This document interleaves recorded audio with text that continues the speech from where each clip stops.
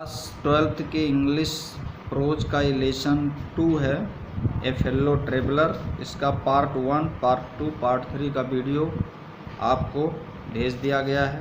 अब आपको पार्ट 4 का वीडियो मिलना है और पार्ट 4 का यहाँ से है। It was all in when, सब कुछ व्यर्थ रहा, बेकार रहा। ही प्लेड विथ मी, वो मेरे से खेलता रहा। Openly and ostentatiously like a skillful matador finishing round an infuriated bull। और मेरे साथ इस प्रकार खेला जैसे कोई साड़ से कुश्ती लड़ने वाला व्यक्ति क्रोधित साड़ के चारों ओर चतुराई से घूमता है और उससे निपटता है। इस तरह से वो, जैसे कोई साड़ से जब लड़ाई होती है तो पीछा करता है, उसको मारने का प्रयास करता है। बुल मतलब साड़ है, तो उसी सेंस में वो मुझे परेशान करता रहा। It was obvious that he was enjoying himself, ये तो स्पष्ट था कि वो मेरे से मनोरंजन कर रहा है, आनंद ले रहा है, मजाक कर रहा है। That it was for this that he had disturbed my repose, उसने मेरी शांति को केवल भंग किया, इसी कारण उसने मेरी शांति को भंग किया, मुझे थोड़ा सा डिस्टर्ब किया।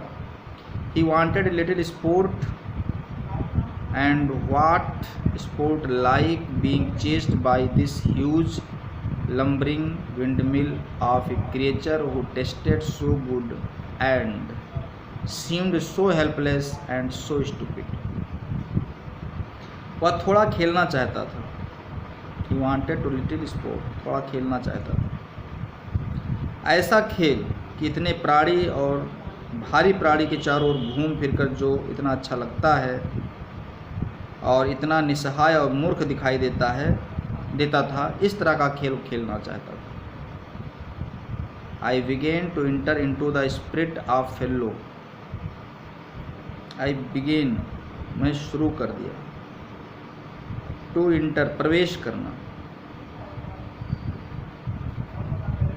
अब मैं क्या क्या समझने लगा, समझने की कोशिश करना आरंभ कर दिया। Begin to enter spirit of fellow, अपने जो साथी की आत्मा को समझने का प्रयास करने लगा।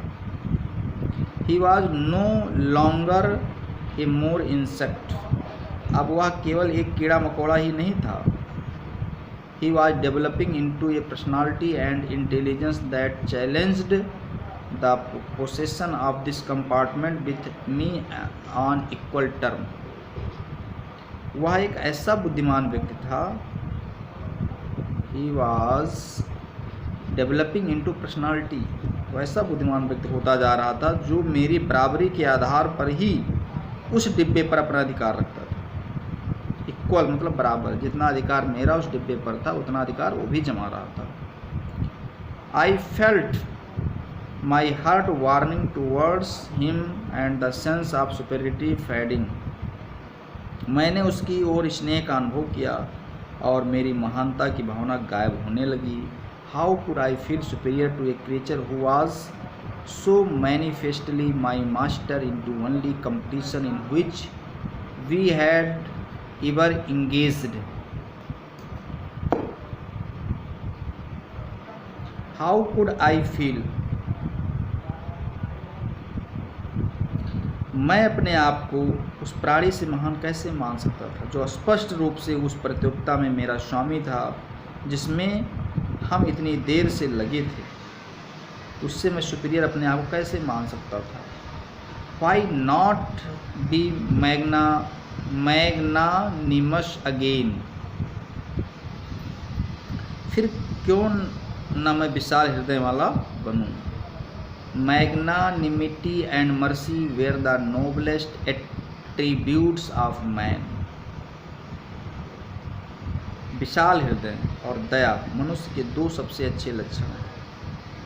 In the exercise of these high qualities I could recover my Prestige, इन्हीं दोनों गुणों के अभ्यास से मैं अपने सम्मान को पुनः प्राप्त कर सकता हूँ। At present I was ridiculous figure, a thing for laughter and derision, इस समय मैं एक हंसी मजाक की वस्तु था। दयावान होकर मैं नैतिक सम्मान को पुनः प्राप्त कर सकता हूँ। By being merciful I could reserve the moral dignity of a man and go back to my corner with honour. अब मैं मनुष्य के नैतिक सम्मान को पुनः प्राप्त कर सकता हूँ और सम्मान के साथ अपने कोने में जा सकता हूँ। I withdraw the sentence of death, I said, returning to my seat. I cannot kill you, but I reprieve you, I do it. मैंने कहा, अपनी सीट पर वापस आकर मैंने कहा कि मैं मृत्युदंड वापस लेता हूँ। मैं तुम्हें नहीं मार सकता, किंतु मैं तुम्हारे मृत्युदंड को क्षमा कर सकता हूँ। मैं ऐसा कर रहा हूँ।